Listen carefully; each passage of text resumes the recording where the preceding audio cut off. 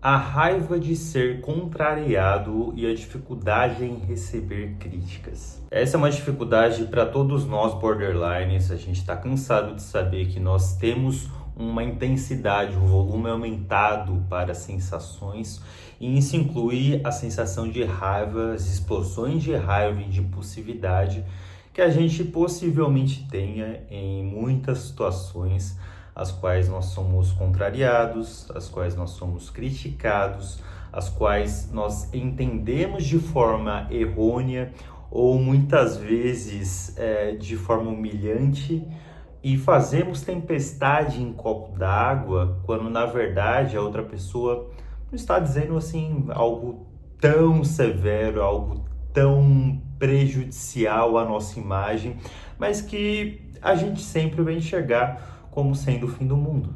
Eu lamento dizer que, assim como outros sintomas, isso não vai mudar. É assim que o nosso cérebro funciona, infelizmente. E queira você ou não, queira eu ou não, a gente precisa aprender a conviver com isso. E para conviver em sociedade, para que a gente consiga estar inserido ali, né, no ambiente de trabalho, no ambiente de amizades, no ambiente familiar, é necessário que a gente aprenda a se regular e que a gente aprenda a conversar com essa maquininha aqui toda vez que um gatilho de raiva for ativado em uma situação do tipo e que a gente possa então conversar internamente com a gente mesmo, de Alan, tá tudo bem? Ou então, Alan, essa situação, isso que falaram sobre você, esse toque que te deram, não é tão grave assim. Não faça tempestade em copo d'água. E eu costumo muito conversar com o meu cérebro nesse sentido de, beleza, cérebro, obrigado por ter gerado essa descarga de adrenalina, essa descarga de cortisol, essa descarga de raiva. Mas eu não vou pular no pescoço da pessoa que está na minha frente. Eu escolho não responder desta forma. E, por favor, me deixe calmo. Por favor, me faça ficar calmo. Por favor, não leia a situação de forma errada, porque eu sei que você vai aumentar muito o volume de determinada situação e que durante aquele momento, qualquer coisa que venha de responsividade e que eu alimente aquilo de alguma forma, não vai ser bacana, não vai ser interessante nem para mim, muito menos para outra pessoa, para o convívio social, para o bem da humanidade. Então, que eu respire, que eu segure a minha ansiedade, que eu segure as minhas palavras e as minhas atitudes a partir desse momento em que a raiva começou a acender, em que a chama da raiva começou a ser despertada, para que eu então retome o controle da minha consciência.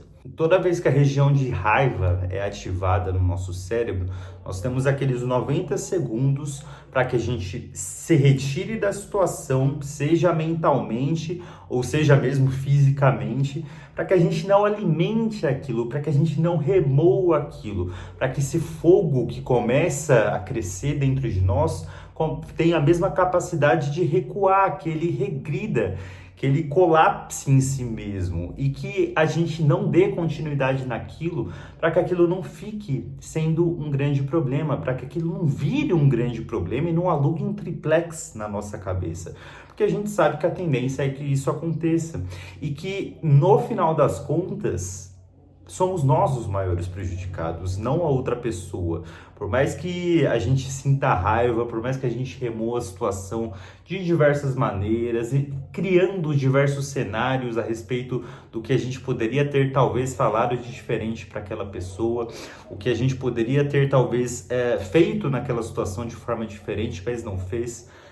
Isso só vai te adoecer. E eu digo isso por experiência própria. É uma dificuldade, é um trabalho interno meu até hoje, seja com família, seja com amigos íntimos, seja com trabalho, receber críticas. A diferença é que, de anos atrás, para o que eu tenho de nível de consciência e de conhecimento hoje, é que eu não deixo mais com que essas sensações de raiva tomem conta de mim.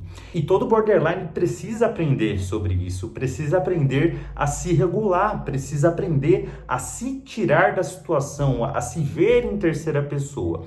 Claro que eu concordo que existem situações das quais a gente está com a razão.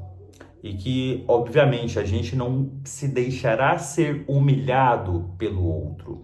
Mas por nós termos já uma grande dificuldade de autoleitura, seja do que a gente faz de bom ou daquilo que a gente faz de ruim, cabe a nós termos uma atenção, uma autoobservação muito acentuada em qualquer situação que a gente sinta muito, que a gente sinta muita raiva, que a gente sinta muita vergonha, para que a gente tenha controle da situação e que a gente assim consiga frear ao máximo possível essa impulsividade, esse impulso de raiva, essa vontade de matar o outro que a gente sente naquele momento específico em que aquela emoção, aquela sensação está muito aumentada naquele momento. E eu lamento dizer de novo que isso não vai mudar. Cabe a nós aprendermos a nos regular, cabe a nós aprendermos a respirar adequadamente e, de novo, nos retirar da situação toda vez que o sentimento estiver extravasando, toda vez que a gente estiver capotando na emoção, toda vez que a gente reconhecer que daquele momento em que o sentimento está muito aflorado e a raiva em si está tomando conta, não vai sair nada de bom, nem da nossa boca, nem das nossas atitudes, nem da nossa opinião a respeito da opinião que nos foi dada. O melhor é ficar quieto, o melhor às vezes é mentir, o melhor às vezes é que a gente se recue naquela situação e que a gente garanta e preserve a nossa própria paz. Porque a nossa paz a gente acaba entregando de bandeja para o outro. E o outro, desculpa o termo, mas ele tá pouco se lixando pra gente. O outro nem tá imaginando que aquela pequena crítica ou aquela grande crítica, que aquela opinião específica ou que aquela situação que te causou toda essa emoção, de fato mexeu muito com você. O outro não tem essa consciência. E também não é responsabilidade do outro sanar, te deixar em paz, te devolver a sua paz. Foi você que entregou de bandeja para ele. Então cabe a você e a mim também, em determinadas situações, em frequentes situações, que a gente consiga recuperar e manter a nossa paz, que a gente consiga, de novo, se regular, que a gente consiga respirar, que a gente consiga se retirar das situações. Não quero ser repetitivo no que eu estou dizendo aqui, mas acho que o recado ficou claro. E desculpa, mas o mundo não vai mudar. As pessoas não vão mudar. E sim, nós caminhamos hoje para um mundo cada vez mais individualista, cada vez mais egoísta, cada vez mais narcisista, mas ainda nós somos obrigados a conviver em sociedade. Uma vida saudável, mentalmente saudável, só é capaz convivendo com as pessoas. Então, aprenda a sinalizar o seu cérebro toda vez que ele aumentar muito o volume, que aquela situação não é assim tão grave como parece. Porque treinando isso, conforme o tempo for passando, vai ficando mais fácil se regular, vai ficando mais fácil sair dessas situações, vai ficar mais fácil não permitir com que as outras pessoas, querendo ou não, aluguem um triplex na sua cabeça.